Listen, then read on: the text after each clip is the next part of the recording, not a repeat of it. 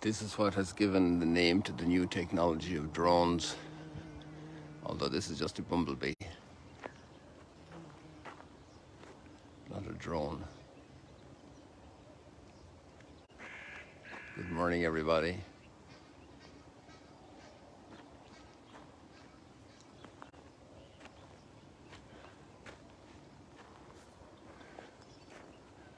That was quite a fat bumblebee there.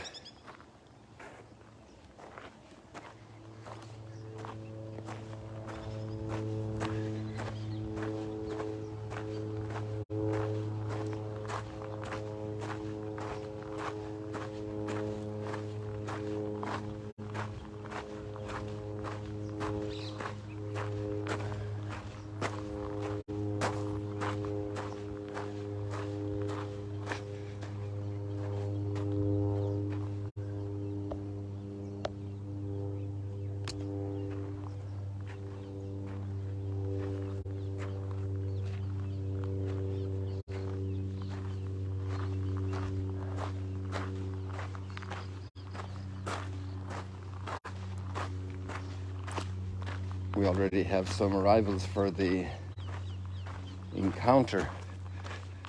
It's not unusual for us to welcome groups here organized by different churches and agencies with 400 or 500 people, and this time it's one that we've organized ourselves that wants to be musical, with a lot of great musicians coming from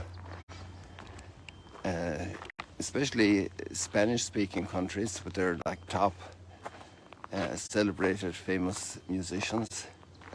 You can check out our encounter program, and there are, I think, 435 people registered to come, and it's going to happen every 10 years in the last 10 days of July.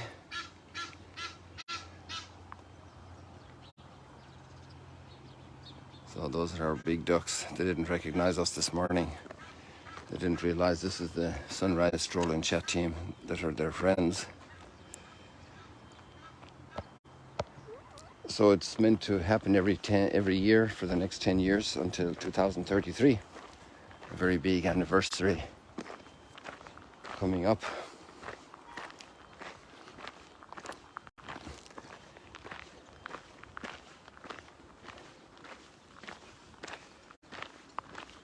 We're in the full swing of the drama of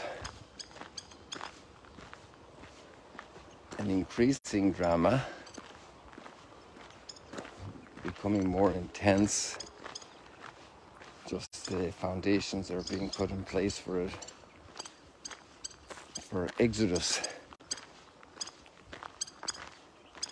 Amazing story that has been read and reread over the generations, because it resonates with us. We have so many experiences of being in places where we're not ourselves, where we're not real, and we need to get out. Exodus. We need to get out. We need to be freed. In that sense, we recognize that our freedom is curtailed, and we need liberation. And this is what's being set up. Many lines of the drama.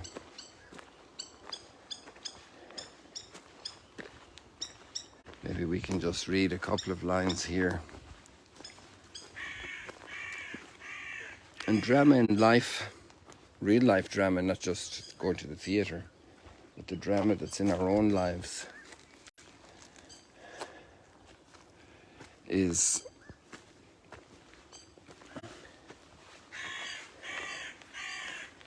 resonates here. We just see the same contours and it's meant for extraordinary blessing.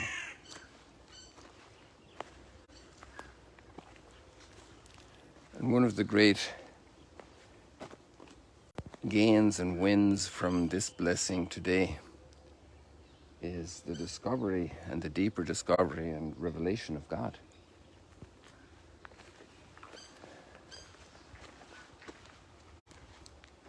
Moses, hearing the voice of the Lord from the burning bush, said to him, "When I go to the children of Israel and say to them, 'The God of your fathers has sent me to you,'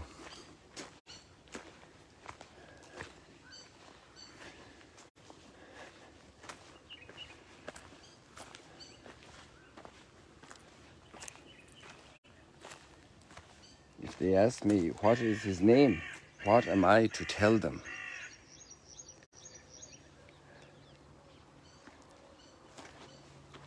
And we're just a little bit into the book of Exodus, so the preceding book has been the book of Genesis. And in a certain sense, we have been very close-up participants of the account of Abraham, Isaac, Jacob in the last couple of weeks. And now, further down in history, centuries down the road, that seems a long time ago.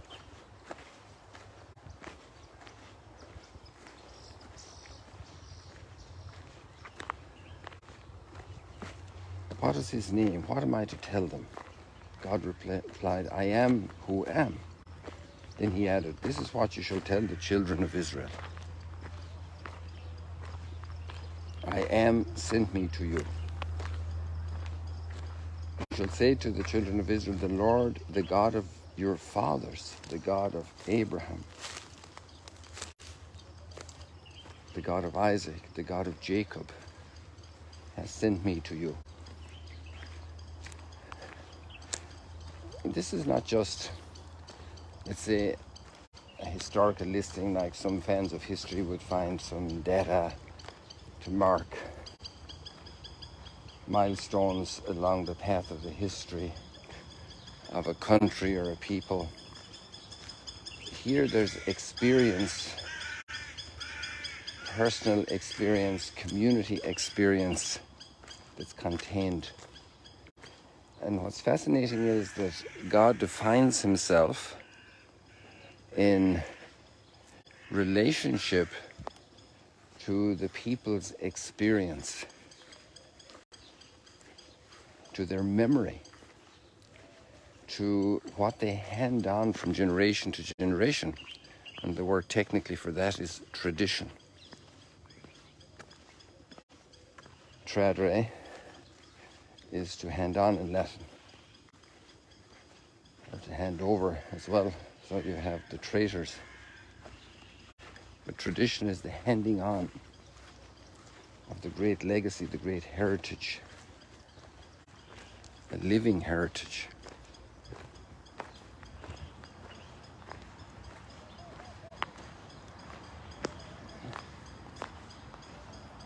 This is my name forever. This my title for all generations. And let's fast forward right now to 1500 years, let's say, 1400 years, 1300 years. And we're at the time of Jesus, where we're walking right now is just filled with archaeology. You can even see some of it here under. I'll just show you a little bit. And if you weren't into archaeology, you wouldn't realize. You'd say these are just stones. But the way you see some of these stones, the way they're shaped and cut, these are stones of archaeology. There has to be buildings underneath here.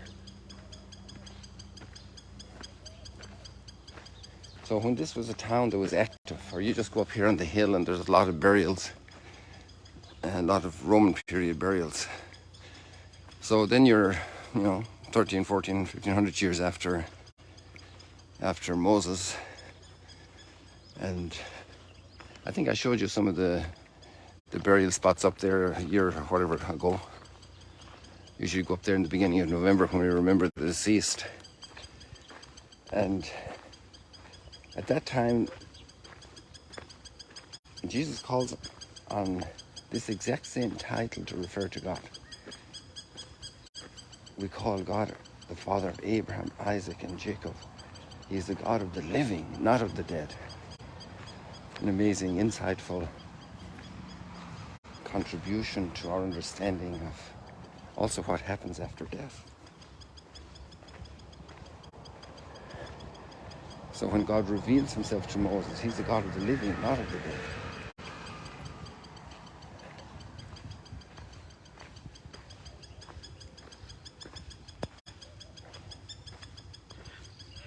And then God says to Moses, go and assemble the elders of Israel.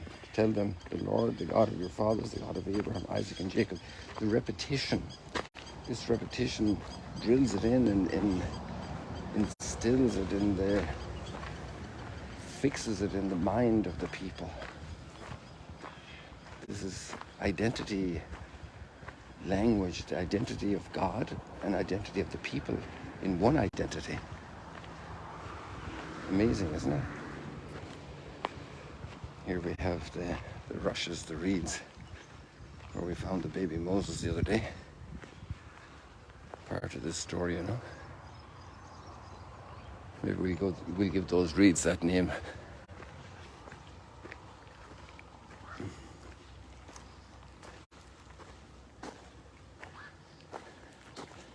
And it's the God who is concerned. I am concerned. I am.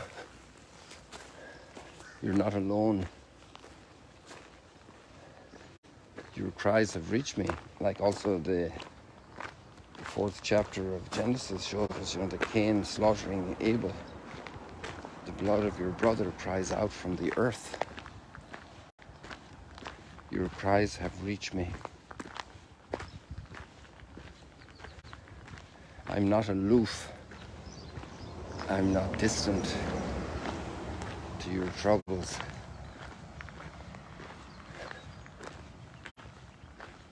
There's light coming through all the darkness.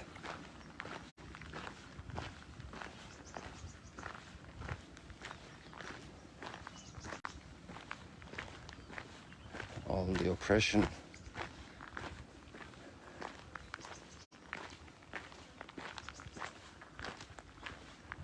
One of the first words, let there be light. The great light to rule the day, and the lesser light to rule the night. Very simple language expressing amazing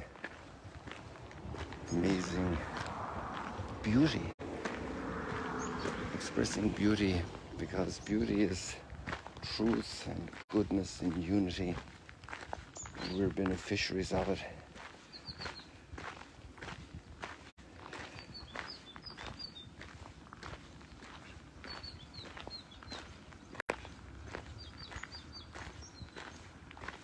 And then you have the hardness of heart of Pharaoh. It's already mentioned as one of the big thematic lines. And it wasn't just the Pharaoh, Jesus would often raise that issue with his listeners in his day, 100 years later. The hardness of heart. We had it the other day, Chorazin, Bethsaida, Capernaum. Hardness of heart.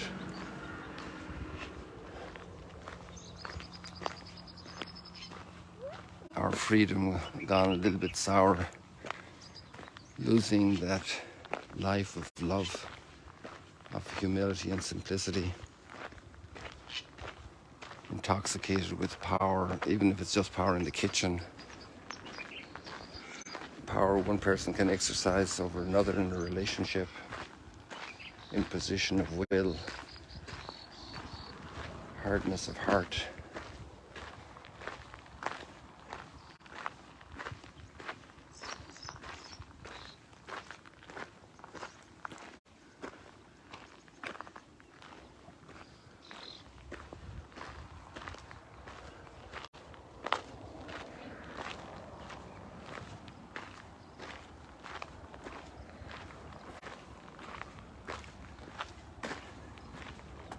The Lord remembers his covenant forever, a covenant that was made really in creation.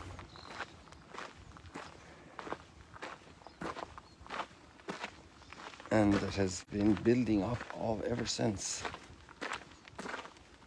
And so we get to an incredibly tender gospel passage. Come to me, all you who labor and are burdened, and I will give you rest.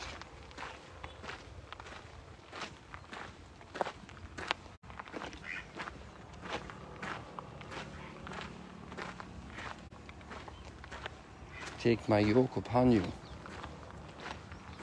A yoke is what binds two oxen together for ploughing or for hauling a load. And we know that it's not good for us to be alone. We, on our own, a lot of things we just can't handle.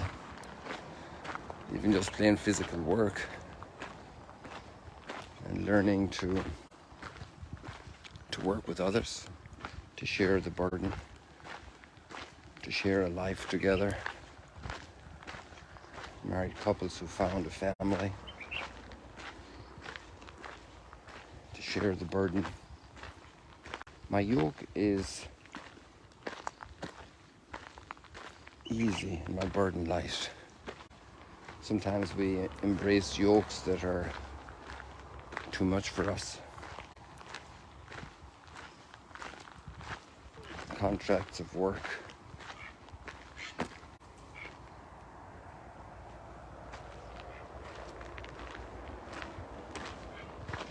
relationships where things have not been properly clarified, proper mutual knowledge, hastily made without prudence, good counsel.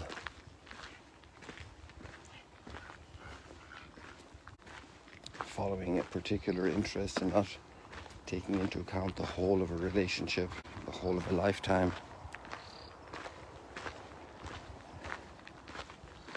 Yoked to fashion, yoked to, and some people are yoked to fashion as a source of their identity, and obviously it can't yield their identity. Identity is much deeper than what we wear. Yoked to ideologies of a time which can be so exploiting, not redeeming, not lifting up.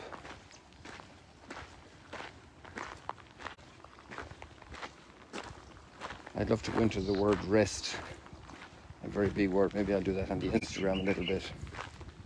Amazing, amazing word, huge weight from the very beginning of creation. The Lord rested and entered into that seventh day, that Shabbat. The rest is a covenant rest in the sense of that's what's left over. The rest, the peace in our hearts when a good contract is made after a lot of negotiation, a lot of effort, a stabilized relationship between peoples who have been at war, a good covenant, rest for your soul, for your people, in the political arena. Well, we all long for things like this. Well, we'll go on to that later on, God willing. God bless you. I think this is good for today. See you later, alligators. There we have a bit of the southern cliffs of Mount Arbel there in the background. Have a blessed day. Pray for this big encounter that's starting tomorrow, which might affect a little bit. But I'm going to try to keep up a moment of sunrise for you each day. Let's see how we can handle all that.